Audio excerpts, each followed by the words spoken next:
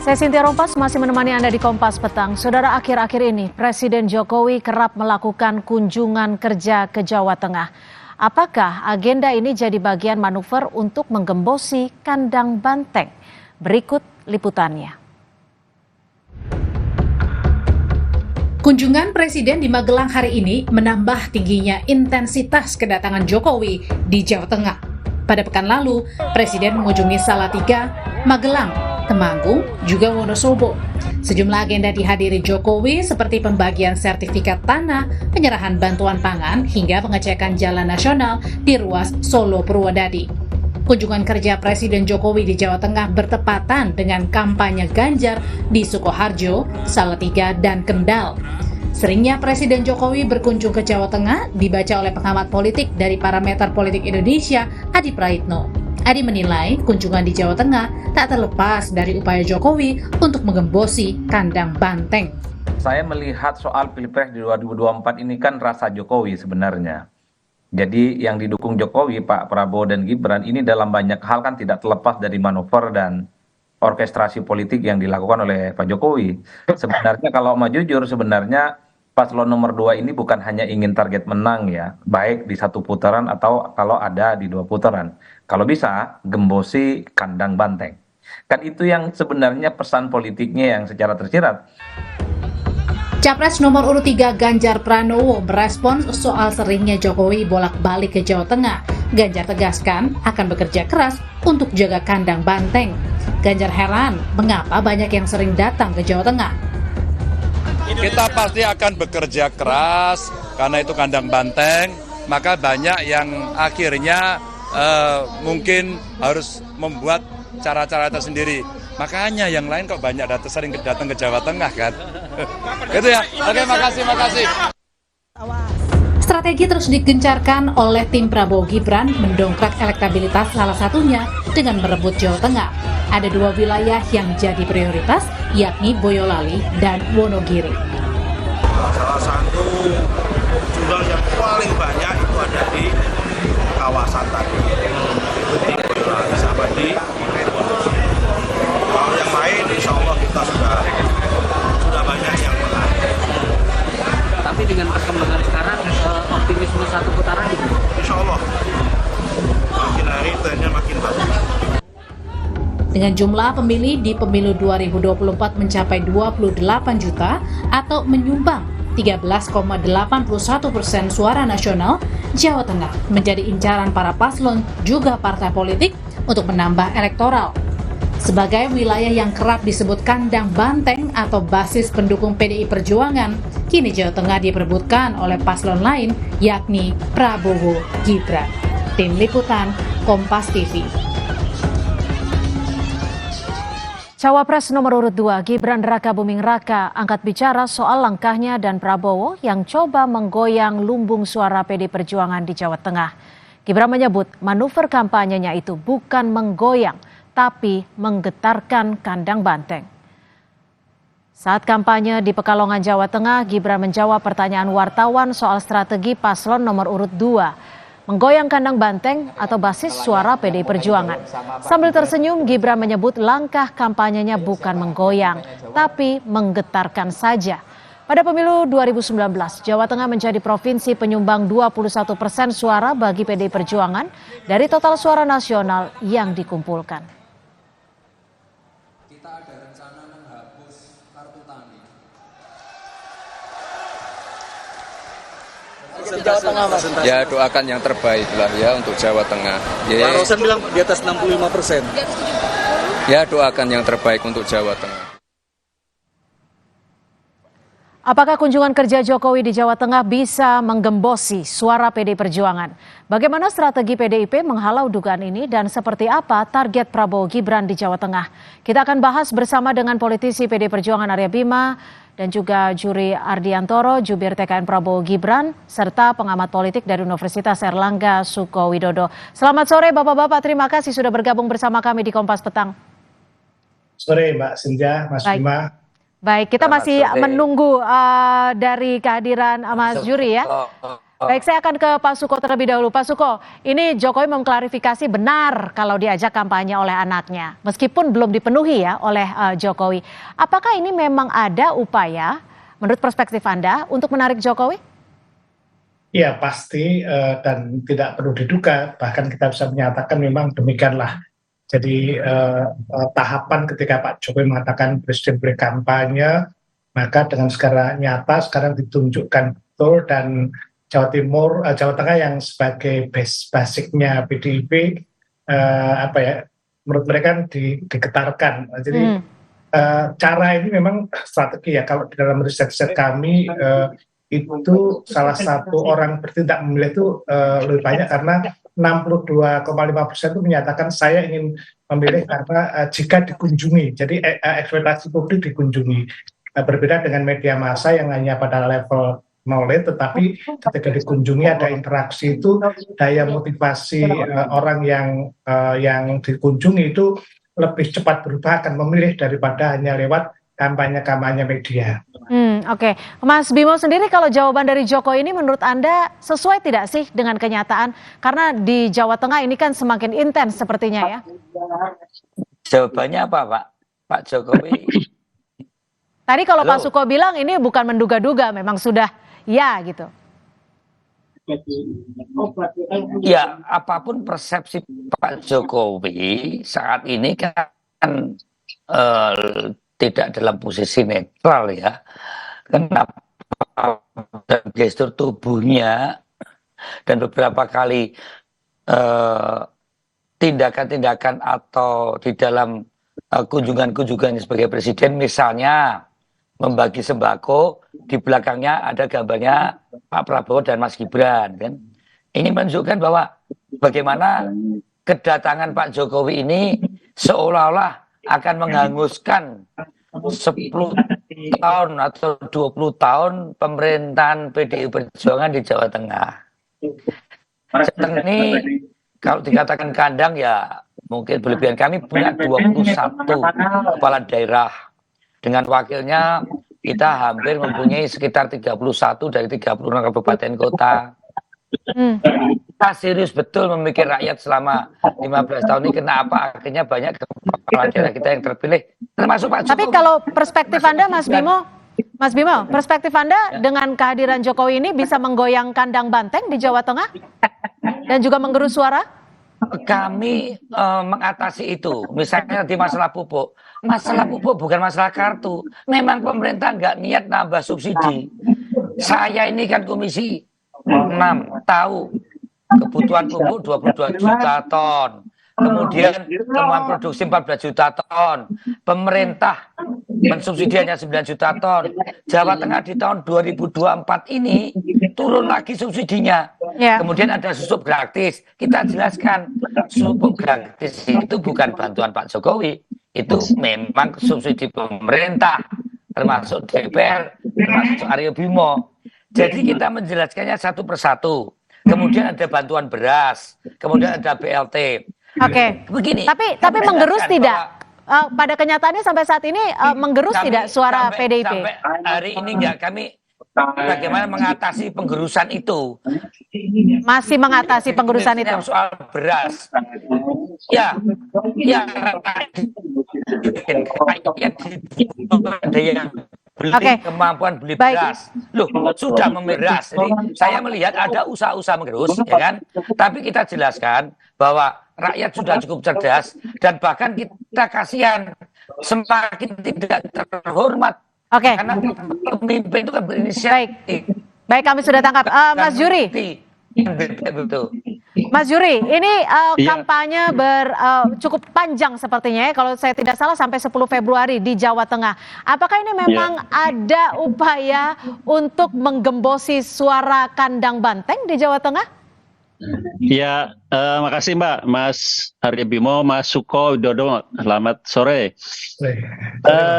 Ya, saya sekarang sendiri sedang ada di Jawa Tengah nih, saya ada di Brebes, tadi dari acara Tegal sama Mas Gibran, dan kita bukan soal gembos menggembosi ya, ini kan soal kontestasi, soal persaingan mencari dukungan suara di seluruh Indonesia, tidak hanya Jawa Tengah, dan kebetulan memang Jawa Tengah menjadi daerah krusial, bukan saja ini kelahiran Mas Gibran, Pak Prabowo juga punya darah dari Jawa Tengah, Banyumas gitu, tapi Jawa Tengah itu memiliki nilai yang sangat berarti karena jumlah pemilih di Jawa Tengah itu sangat signifikan.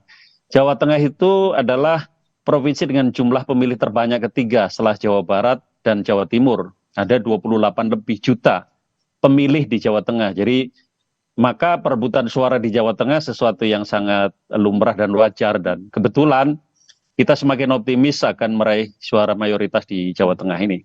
Oke, Pak Suko, seberapa signifikan sih sebenarnya suara di Jawa Tengah ini dan peluang kemenangan di Pilpres untuk memenangkan suara Jawa Tengah ini akankah berpotensi untuk menang di Pilpres? Ya, kalau dihitung misalnya jumlah pemilih di Jawa itu kan sekitar 51% ya.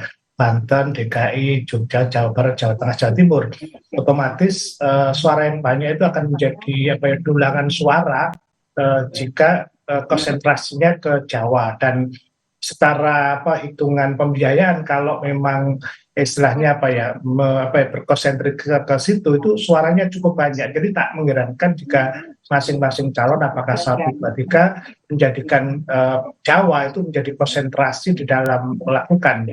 Yang perlu dicatat sebetulnya tidak setiap kampanye itu akan berujung pada secara teoretik ya, tidak berujung pada ketundukan. Jadi orang berkampanye bisa juga 1 dia terima, 2 menunggu-nunggu meskipun YG kadang nggak kepanggil, tapi yang ketiga adalah nolak misalnya. Jadi kemungkinan bisa begitu. Artinya ya boleh aja misalnya dimanapun, tapi impactnya tentu tergantung dari reaksi publik itu seberapa dia mampu, seperti kata Mas Bima tadi, pencegahan seperti apa ya.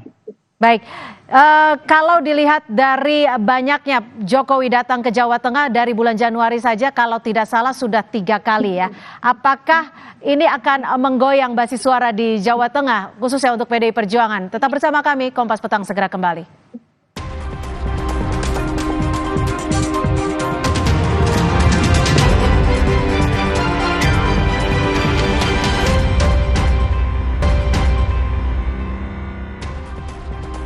Terima kasih Anda masih bersama kami. Kita masih membahas soal berupaya untuk merebut suara di kandang banteng di Jawa Tengah. Saya akan kembali ke Mas Bimo. Mas Bimo, tadi Gibran menyebut bahwa tidak hanya akan menggentarkan kandang banteng.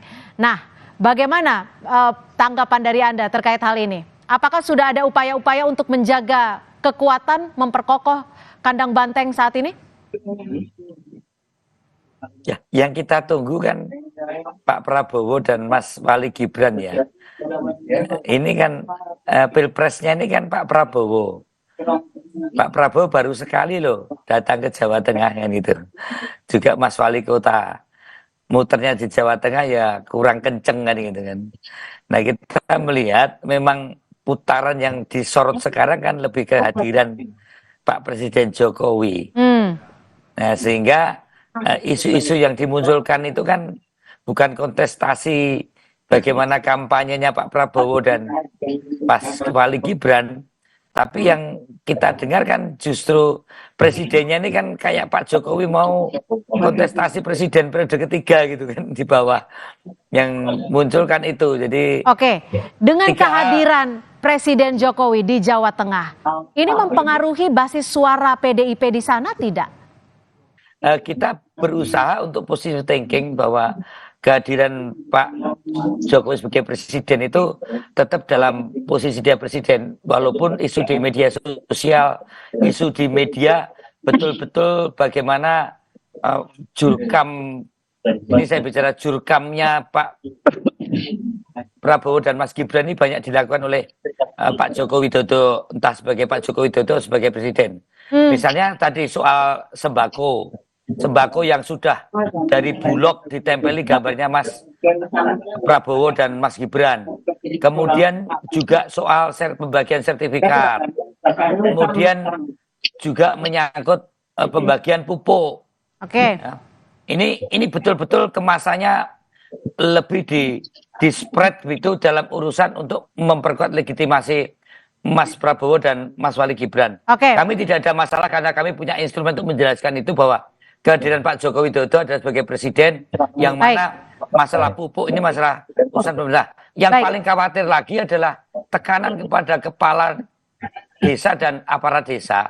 Ini terjadi betul oleh oknum-oknum aparat yang sedikit mengancam dalam tanda petik dengan meminta target suara. Oke, ditahan dulu sampai di situ. Kita kumpulkan. Ditahan dulu sampai di situ. Mas Juri, Mas Bimo menyebut Jokowi bahkan seakan seperti jurkamnya Prabowo dan Gibran untuk memperkuat legitimasinya. Bagaimana menanggapi hal ini?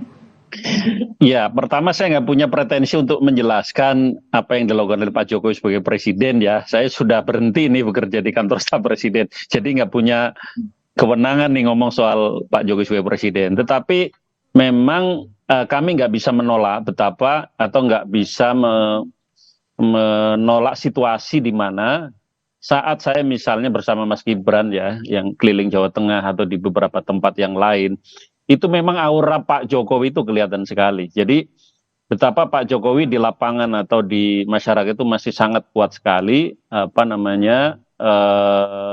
kepercayaannya, dan betapa mereka melihat sosok Pak Jokowi ada di Mas Gibran. Nah, situasi seperti ini kan memang nggak bisa ditolak, memang faktanya begitu. Nah, maka apa yang dilakukan oleh Pak Jokowi, baik sebagai presiden, sebagai pribadi, itu tentu orang selalu mengkaitkan dengan Pak Prabowo atau Mas Gibran itu sendiri. Ya, satu sisi menjadi keuntungan buat pasangan calon kami, karena memang sejak awal pasangan calon kami itu Pak Prabowo Mas Gibran adalah pasangan calon yang mendeklar akan melanjutkan seluruh program-program baiknya Pak Jokowi dan akan meningkatkan apa yang sudah dilakukan Pak Jokowi. Jadi dari sisi visi misi program Pak Prabowo Mas Gibran memang sudah seperti apa yang sudah dilakukan oleh Pak Jokowi. Jadi memang mengabaikan posisi Pak Jokowi dalam kontestasi ini ya memang sulit, karena itu memang sudah menjadi faktanya. Tapi kalau perihal soal bantuan yang diserahkan, ada seperti yang diklaim oleh Mas Bimo tadi, ada foto bergambar Prabowo Gibran, bagaimana? Ya, pertama soal bagi-bagi sembako, soal keliling, belusukan dan lain-lain kan orang juga semua udah tahu ya, ini adalah profilnya Pak Jokowi. Sosoknya Pak Jokowi itu ya keliling, belusukan, bagi-bagi buku, bagi-bagi beras, dari dulu begitu, mau pemilu atau tidak pemilu. Setiap tahun, seperti kemarin Pak Jokowi ikut bagi sembako di depan istana. Itu bukan hanya tahun sekarang, saya kebetulan 5 tahun kerja di istana, tahu tiap tahun itu pasti bagi-bagi itu. Nah, memang dalam konteks pemilu itu dibaca menjadi lain gitu. Nah, gini, kalau ada hal-hal yang kemudian dianggap oleh kita atau oleh masyarakat melanggar, misalnya tadi, beras Bulog, kita perlu cek seperti apa faktanya, apakah itu adalah manuver Bulog atau orang beli berasnya Bulog atau seperti apa. Jadi ini situasi yang belum clear ya, jangan sampai kemudian ini institusi lain seperti Bulog atau tadi dibilang aparat itu terseret di dalam kasus seperti ini. Gitu. Baik, Pak Suko, gimana kalau melihat ini? Apakah ini bagian dari manuver Jokowi untuk membantu legitimasi Prabowo Gibran di Jawa Tengah sambil mendobrak ataupun mengguncang suara di kekuatan PDIP di Jawa Tengah? Iya, saya kira baik langsung ataupun tidak langsung, orang kan membaca bahwa Pak Jokowi itu kan asosiasi dari kekuatan pasangan 02 gitu loh. Maka ya gimana lagi? Tadi saya lihat Mas Bima rotok nyerah, makanya itu jadi bingung lah.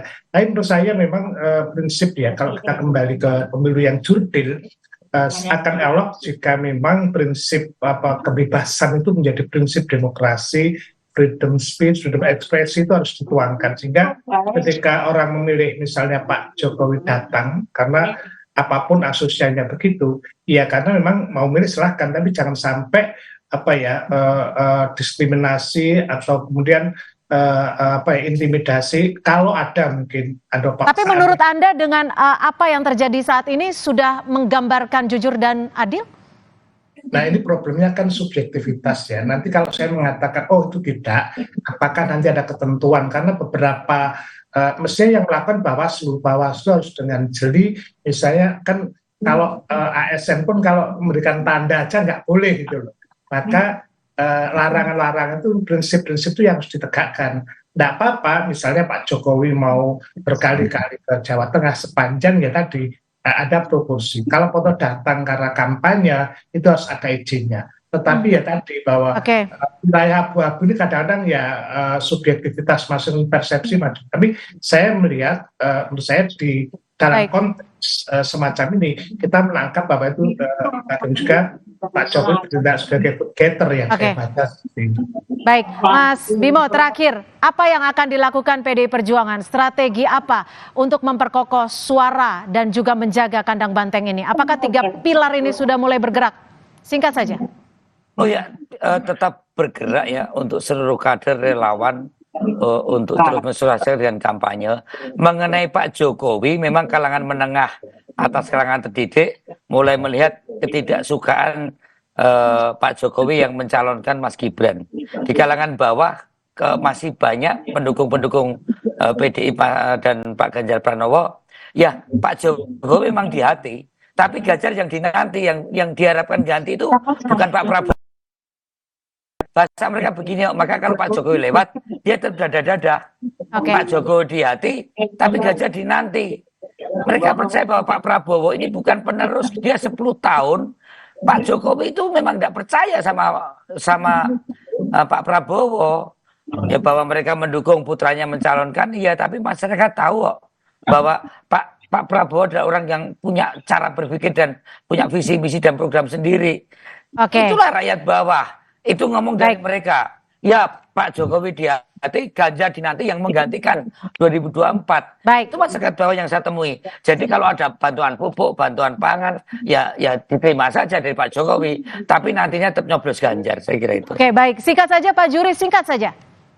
Ya, kami sangat mendapat kehormatan ya keliling Jawa Tengah ya, Mas Gibran, Pak Prabowo kemarin juga di Semarang, dan kami yakin bisa bersaing secara sehat di Jawa Tengah dan melihat pergerakan di bawah, dan kemudian kita lihat juga perkembangan survei. Kita yakin mayoritas masyarakat Jawa Tengah akan memilih nomor 02 di Jawa Tengah. Jadi baik, terima kasih Pak Juri jangan sampai kampanye sendiri nanti. Baik, terima kasih atas perspektifnya Jubir TKN Prabowo Gibran, Mas Juri Ardiantoro, dan juga politisi PDIP dan juga Jubir TPN Ganjar Mahfud, Mas Arya Bima, dan analis komunikasi politik Universitas Erlangga, Pak Suko Widodo sudah bergabung bersama kami di Kompas Petang. Selamat sore. Terima kasih Pak Juri. Saudara, informasi lainnya di Kompas Petang akan kami hadirkan selepas jeda, di antaranya Jalan Nasional Sepaku yang menghubungkan ibu kota Nusantara amblas. Informasinya usai jeda.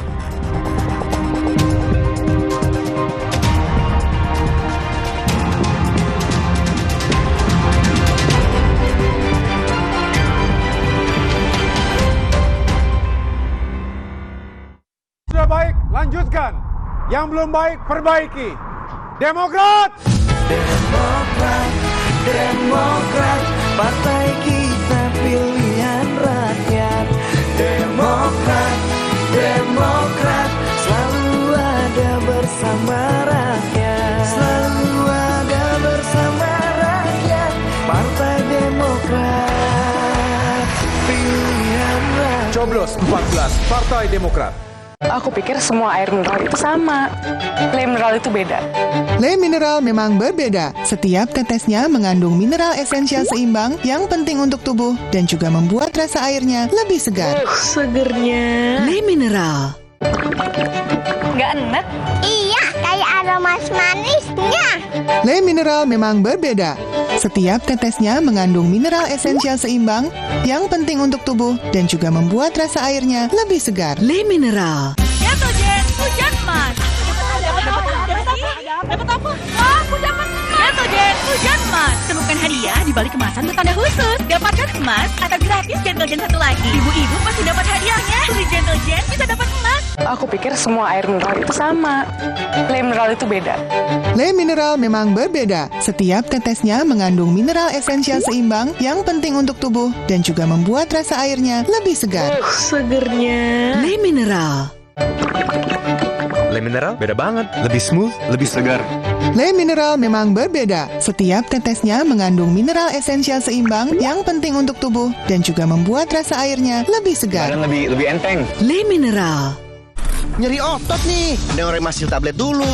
Aduh, nyeri, kebas, kram, kesemutan. Neoremasil Nuro. Paham bedanya? Nyeri otot sendi, Neoremasil tablet. Nyeri dan pijaka, Neoremasil Nuro. Neoremasil terus bergerak, terus maju.